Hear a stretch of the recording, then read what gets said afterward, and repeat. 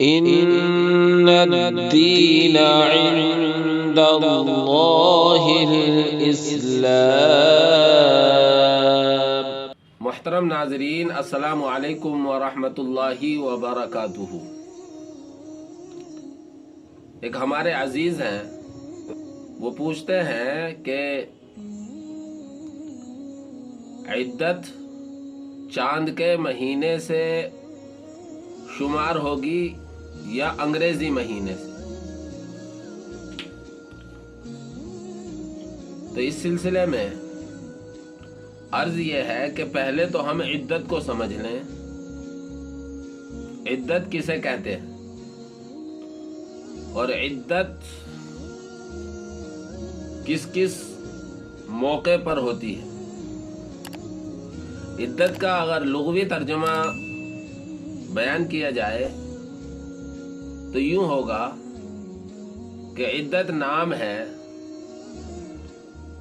طلاق کے ذریعے، خلا کے ذریعے یا ایلا کے ذریعے سے نکاح کے ٹوٹ جانے کے بعد یا شوہر کی وفات کے ہو جانے کے بعد سوگ منانا، یہ عدت کہلاتا ہے۔ اور شرعی اصطلاح میں عدت کہتے ہیں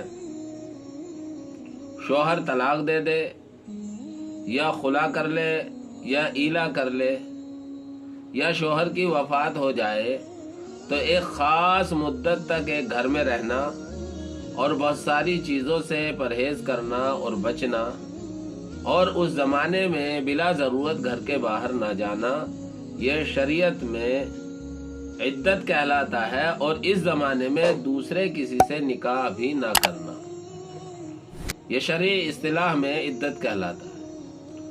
عدت یہ شوہر کا حق ہوتا ہے، اور عدت گزارنے کا مقصود ہوتا ہے نسب کی حفاظت کرنا۔ نسب کی حفاظت اسلام میں بہت اہم ہے، اسی لیے عورت کو عدت گزارنے کا حکم دیا گیا ہے۔ جن ایام کو عدت گزارنے کے لیے طے کیا گیا ہے، اتنے دنوں میں حمل کا ظہور ہو جاتا ہے اور یہ پتہ چل جاتا ہے کہ جس شوہر کا انتقال ہوا ہے یا جس شوہر نے طلاق دی ہے، اس کے نطفے سے اس کے رحم میں حمل ہے یا نہیں۔ اب عدت گزارنے کے سلسلے میں ضابطہ یہ ہے کہ اگر شوہر کا انتقال ہوا ہے اور متوفی عنہا زوجہا، یعنی جس کے شوہر کا انتقال ہوا ہے وہ عورت حمل والی نہیں ہے، تو اسے 4 مہینے 10 دن کی عدت گزارنی ہوگی، اور حساب چاند کے مہینے سے لگایا جائے گا یا انگریزی مہینے سے لگایا جائے گا۔ اس سلسلے میں ضابطہ یہ ہے کہ اگر چاند کی پہلی تاریخ میں انتقال ہوا ہے تو سارے مہینے چاند ہی سے شمار ہوں گے۔ 29 کا مہینہ ہوگا تب بھی پورا مہینہ ہے، 30 کا مہینہ ہوگا تب بھی پورا مہینہ۔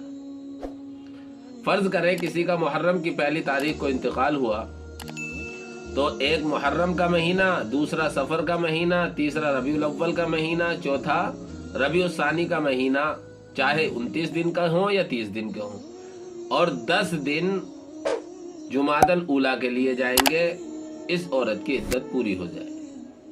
اور اگر انتقال شوہر کا درمیانی تاریخوں میں ہوا ہے، چاند کی پہلی تاریخ کو نہیں ہوا، تو پھر ہر مہینہ 30 دن کا شمار ہوگا، لہذا ہر مہینہ 30 دن کا شمار کریں گے اور 10 دن اس کے اوپر شمار کریں گے۔ اس طریقے سے 130 دن پورا ہونے پر عدت پوری ہو جائے گی۔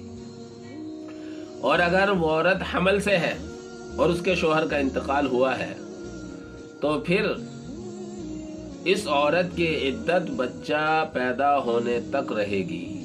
انتقال کے 1 گھنٹہ بعد یا 2 دن بعد، 3 دن بعد، 10 دن بعد جب بھی بچہ پیدا ہو جائے گا، اس عورت کی عدت پوری ہو جائے گی۔ اور اگر عورت کو طلاق دی گئی ہے इसे इद्दत तलाक कहते हैं। तो इस सिलसिले में ये देखा जाएगा कि अगर वो औरत माहवारी वाली है, उसको हर महीने माहवारी आती है, तो उसकी इद्दत 3 माहवारी आने पर पूरी हो जाएगी।